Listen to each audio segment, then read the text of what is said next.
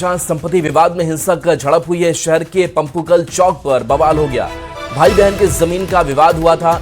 दोनों तरफ से जमकर रोड़ेबाजी हुई। पथराव की चपेट में कई स्थानीय लोग भी आए। अब तक 5 लोग हिरासत में लिए गए हैं।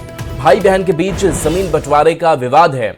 बवाल के दौरान पुलिस के साथ भी झड़प हो गई। तस्वीर आपको दिखा रहे हैं जहां पर कुछ स्थानीय लोग भी इसकी चपेट में आ गए। इसके साथ साथ यहां पर कुछ लोगों को हिरासत में भी लिया गया है। बताया जा रहा है कि भाई और बहन के बीच जमीन का विवाद था और इसी जमीन विवाद के बीच पथराव और शुरू हो गया। रोड़ेबाजी दोनों तरफ से होने लगी। स्थानीय लोग भी इसकी चपेट में आ गए। पुलिस भी मौके पर पहुंची और पुलिस मौके पर जब शांत कराने के लिए पहुंची थी उस वक्त पुलिस के साथ भी झड़प हुई है। हालांकि 5 लोग हिरासत में भी लिए गए हैं जिनसे पूछताछ भी की जा रही है। और देखिए दोनों तरफ से कैसे लगातार रोड़ेबाजी हो रही है और सड़क ये रण क्षेत्र में तब्दील दिखाई दे रहा है। तो भाई बहन के बीच पूरा जमीन का विवाद और इस जमीन के विवाद ने हिंसक रोड़ेबाजी झड़प का रूप ले लिया।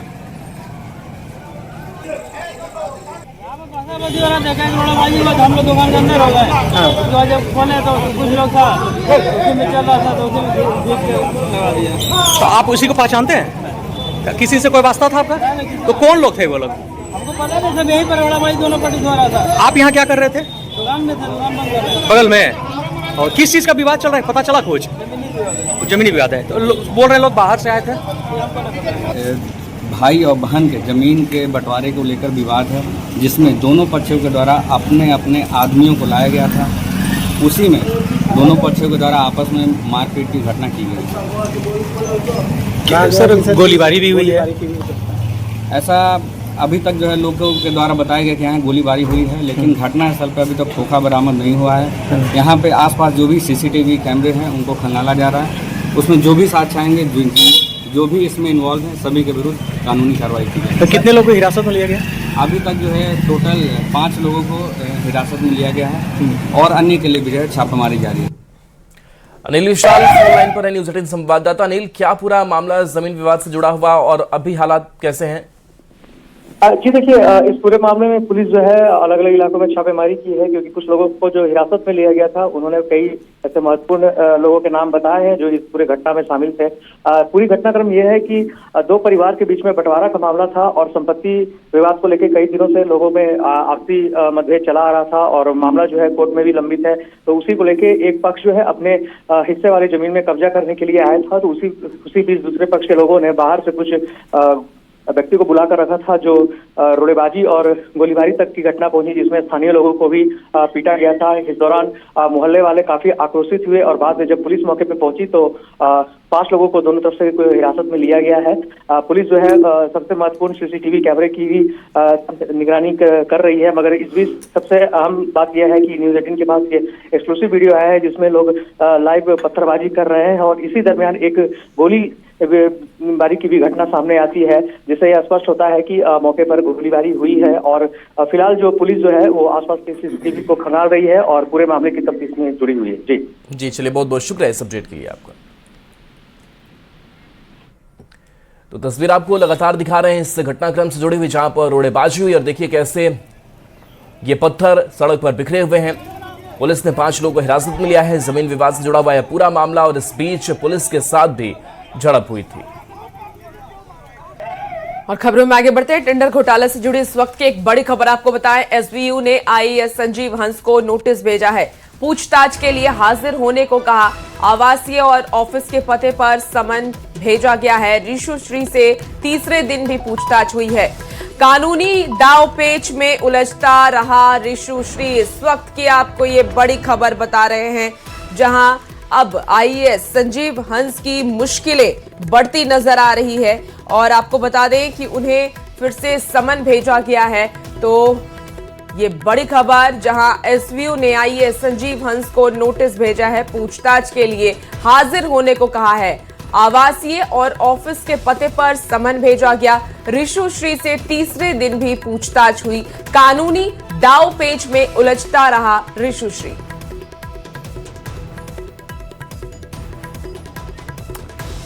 तो IAS संजीव हंस से जुड़ी आपको ये बड़ी खबर बता रहे हैं। टेंडर घोटाले से जुड़ी बड़ी खबर जहां आवासीय और ऑफिस के पते पर समन भेजा गया और हाजिर होने को कहा गया है।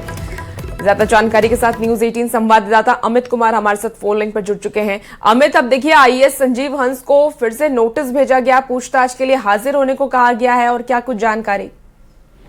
बिल्कुल, देखिए ये एसबीयू के तरफ से ये नोटिस भेजा गया संजीव हंस को। हालांकि संजीव हंस जो है वो राहत पाने के लिए जो है एसबीयू की पूछताछ है या इंक्वायरी, उससे बचने के लिए कोर्ट का दरवाजा उन्होंने खटखटाया है। विशेष निगरानी इकाई में उन्होंने एंटीसिपेटरी बेल ये जो है वो लगा रखी है, जिस पर 24 जून को सुनवाई होगी।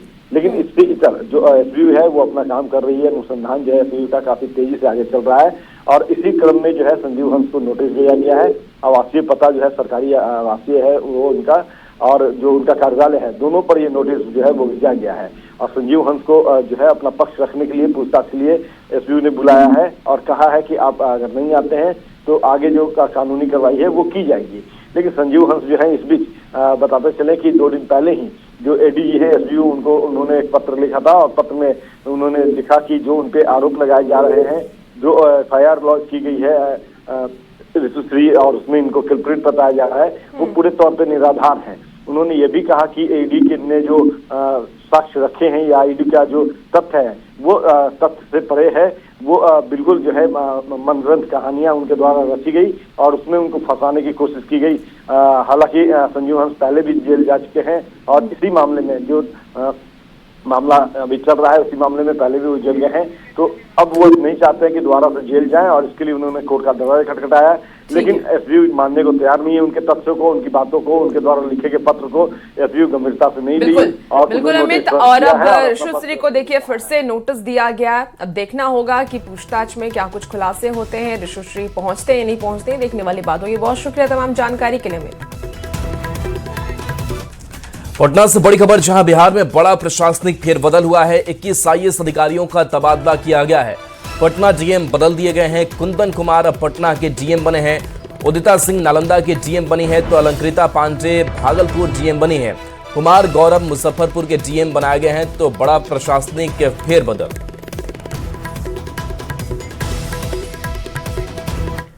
देखिए बिहार में कई आईपीएस का तबादला भी हुआ है। कुमार गौतम बेतिया के एसपी बने हैं। उपेंद्र नाथ वर्मा औरंगाबाद के एसपी बनाए गए हैं। इसके साथ ही अमितेश कुमार बांका के एसपी बने हैं। शुभांक मिश्रा बने हैं पुलिस अधीक्षक वैशाली के, और पटना मध्य की नगर पुलिस अधीक्षक ममता कल्याणी बनी है। तो भानु प्रताप सिंह पुलिस अधीक्षक बनाए गए हैं। खगड़िया के हिमांशु पुलिस अधीक्षक शेखपुरा के बनाए गए हैं और राजेश कुमार पुलिस अधीक्षक बगहा के बनाए गए हैं। इसके साथ ही शिखर चौधरी पुलिस अधीक्षक कैमूर के बनाए गए हैं। विक्रम सिहाग पुलिस अधीक्षक सहरसा। इसके साथ ही परिचय कुमार पुलिस अधीक्षक कटिहार।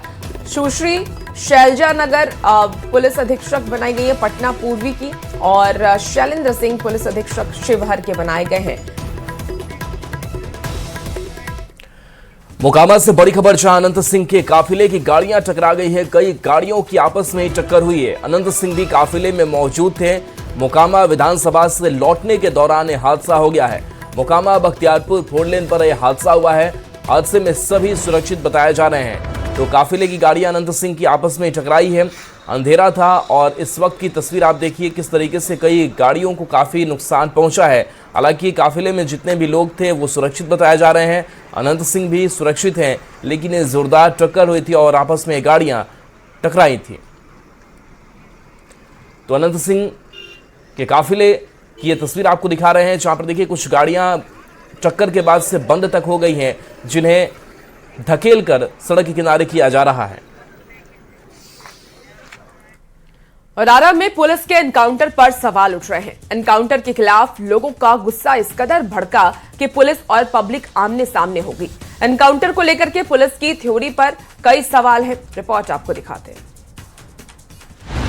आरा में एनकाउंटर पर बवाल। बात हुआ, आश्वासन दिया कि नहीं हम मारेंगे नहीं इसको, अब सिलेंडर हो जाए। पुलिस के एनकाउंटर पर सवाल। मर्डर कर सरेंडर कर दिया तो गोली क्यों चलाई?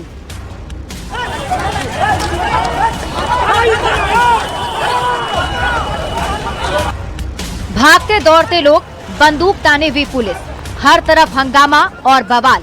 ये तस्वीरें हैं आरा के बिलौटी गांव की, जहां एनकाउंटर में भरत तिवारी की मौत के बाद ग्रामीणों में उबाल है।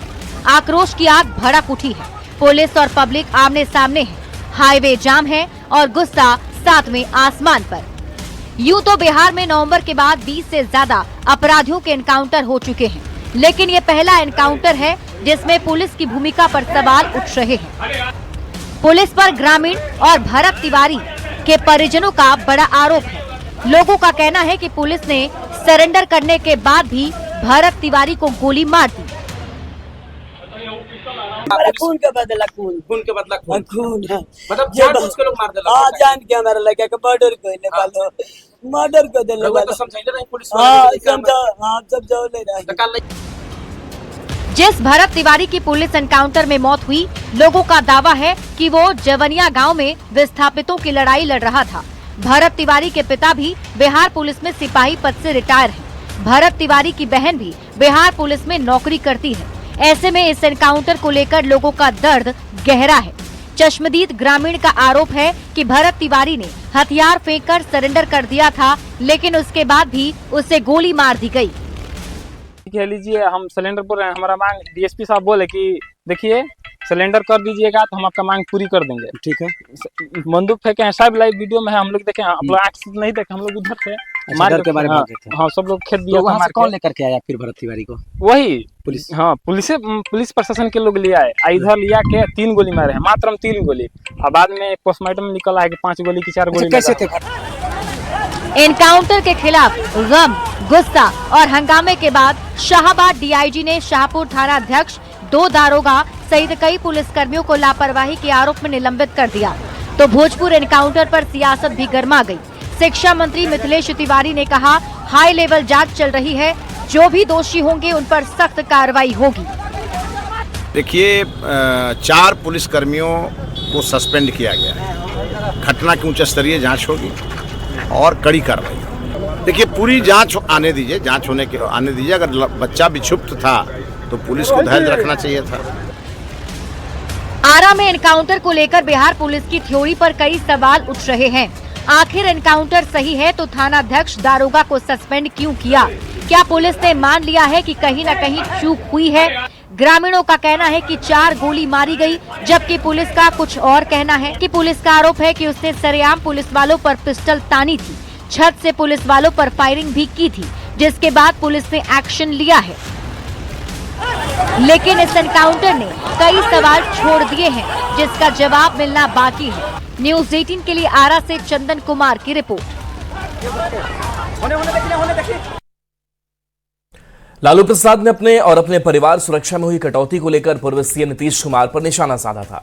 अब उनके बड़े बेटे तेज प्रताप ने भी उनका समर्थन कर दिया है और अपनी सुरक्षा लौटा दी है। उन्होंने कहा कि लालू प्रसाद का आरोप बिल्कुल सही है, पर पुलिस मुख्यालय का कहना है कि लालू प्रसाद से लेकर राबड़ी देवी तक की सुरक्षा संवैधानिक नियमों के मुताबिक ही दी गई है।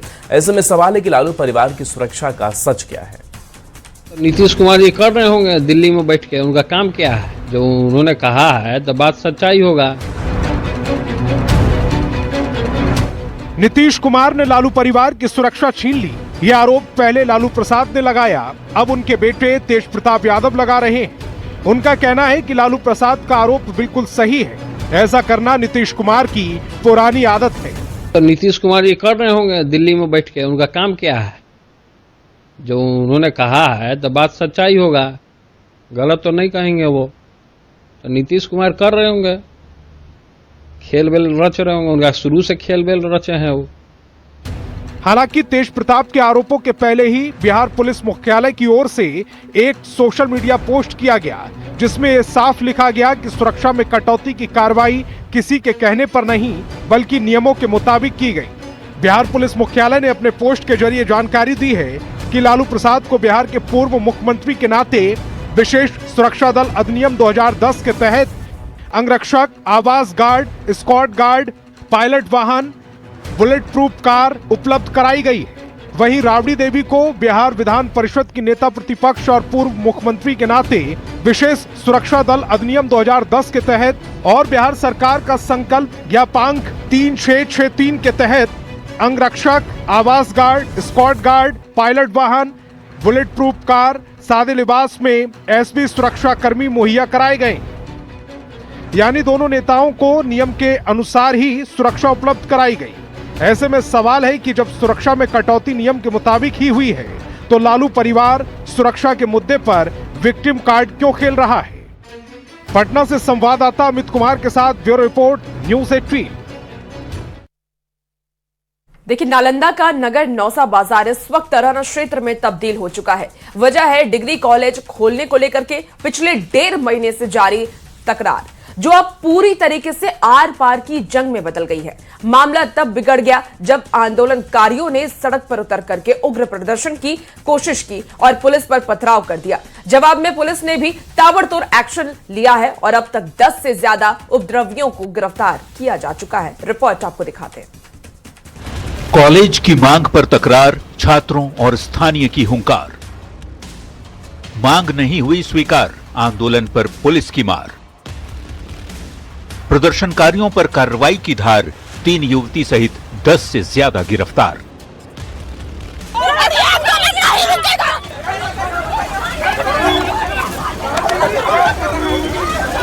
नालंदा का नगर नौसा बाजार इस वक्त सुलग रहा है। वजह है डिग्री कॉलेज खोलने को लेकर पिछले 1.5 महीने से जारी विवाद, जो अब एक बेहद तनावपूर्ण मोड़ पर आ चुका है। सड़कों पर भारी पुलिस बल तैनात है और इलाके में स्थिति लगातार संवेदनशील बनी हुई है। गिरफ्तार करने से आंदोलन समाप्त हो जाएगा, आप लोग को लग रहा है? ये आंदोलन और लंबा चलेगा, और लंबा चलेगा। देखिए, दरअसल प्रदर्शनकारियों ने एक बार फिर उग्र आंदोलन की चेतावनी देते हुए सड़क पर उतरने की कोशिश की। देखते ही देखते हालात बेकाबू हो गए। प्रदर्शनकारियों की तरफ से पुलिस पर कई बार पथराव करने की कोशिश भी की गई, जिसके बाद पुलिस को बल प्रयोग करना पड़ा।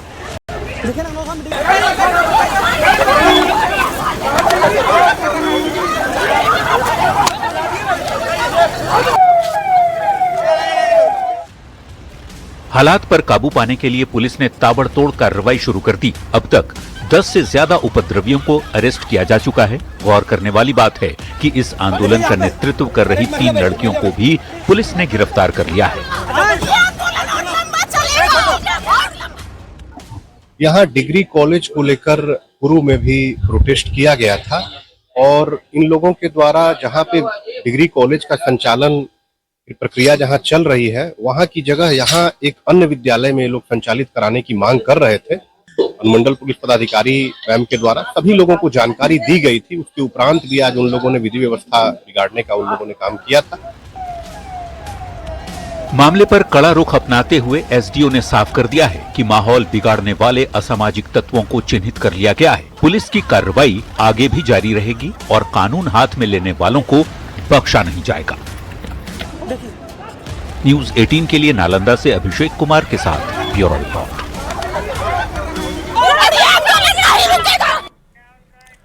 नालंदा से जुड़ी बड़ी खबर है, जहां अब तक कुल 48 लोग गिरफ्तार किए गए हैं। प्रदर्शनकारियों का थाने को बम से उड़ाने का प्लान था। सरकारी शिक्षक के मोबाइल से चैट बरामद हुआ है। शिक्षक मिडिल स्कूल नगर नौसा में पदस्थापित हैं। एएसपी कुमारी शैलजा ने सबूत की पुष्टि की है। मामले में सरकारी शिक्षक की भी गिरफ्तारी हुई है। तो बड़ी खबर, जहां इस मामले में 48 लोगों की गिरफ्तारी की गई है। मामले में सरकारी शिक्षक भी गिरफ्तार किए गए हैं।